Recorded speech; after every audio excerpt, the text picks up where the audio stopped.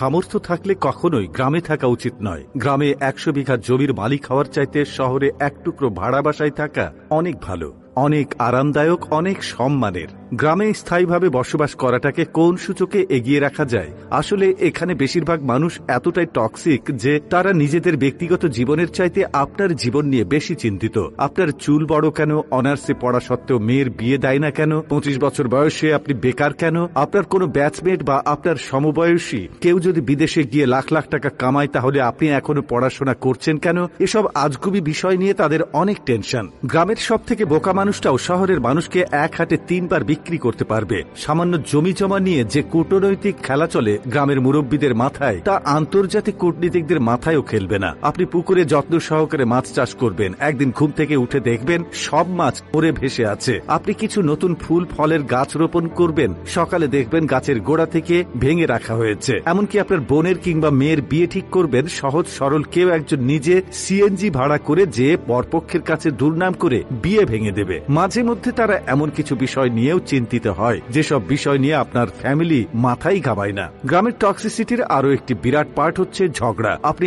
এমন কোনো বাড়ি খুঁজে পাবেন না যেখানে জায়গা জমি নিয়ে বিবাদ বা বিরোধ নেই। প্রত্যক্ষ এবং পরোক্ষভাবে এই ফ্যামিলি সেই ফ্যামিলি একজন আরেকজনের সাথে ঝগড়ায় লেগেই থাকে। 1 ইঞ্চি জায়গা জমি নিয়ে মামলা মোকদ্দমা, অশ্লীল ভাষায় গালি, মাথা ফাটি চলতেই থাকে হর হামেশাই। এইজন ওইজনের নামে গোপনে প্যাঁচ লাগিয়ে ঝগড়া বাঁধিয়ে দেওয়া, কাউকে পছন্দ না হলে তাকে নিয়ে গ্রামের জনে জনে কুৎসা রটনা করা, এমনকি বিবাহের প্রস্তাব আসলেও গোপনে প্যাঁচ লাগিয়ে দেওয়া যেন গ্রামের মানুষের নিত্যদিনের কাজ। গ্রামের বেশিরভাগ মানুষ এতটা অজ্ঞ যে তারা সফটওয়্যার ইঞ্জিনিয়ার বোঝে না, ইলেকট্রিক্যাল ইঞ্জিনিয়ার বোঝে না, এমনকি এমবিবিএস ডাক্তার মানেও তারা বোঝে না। তাদের কাছে সরকারি চাকরি মানেই পুলিশ হোক সে কনস্টেবল, আর্মি হোক সে সৈনিক, পিয়ন কিংবা প্রাইমারি স্কুলের শিক্ষক, এগুলোই তাদের কাছে সরকারি চাকরির মানদণ্ড।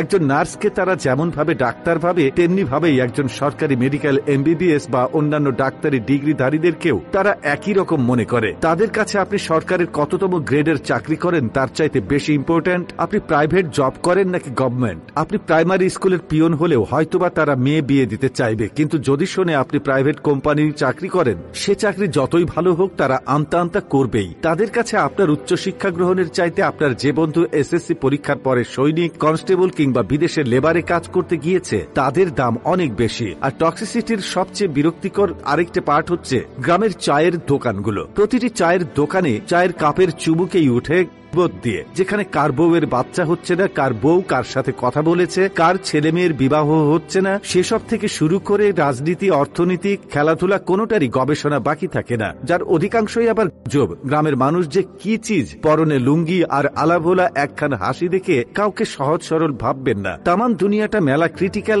ডিপ ফোকাস না করলে টেরি পাবেন না। এত সবের মাঝেও আপনার গ্রামে কিছু শুভাকাঙ্ক্ষী থাকে যারা আপনাকে বোঝার চেষ্টা করে, যারা অন্যের জীবন নিয়ে এতটা আগ্রহী বা উৎসাহী নয়। তারা মানে যে উচ্চশিক্ষা গ্রহণের চাইতে বিদেশ চলে যাওয়া কিংবা কোনো কাজে লেগে পড়া কখনো বেটার অপশন নয়। যারা কিনা চায়ের কাপে মিথ্যা ও গুজবের ধোঁয়া ওঠায় না, তাদেরকে স্যালুট। তারা আজীবন সম্মান প্রাপ্য। কথাগুলো বলার উদ্দেশ্য কাউকে তিক্ততার মধ্যে ফেলা বা কাউকে কষ্ট দেওয়া নয়। সবাই ভালো থাকবেন।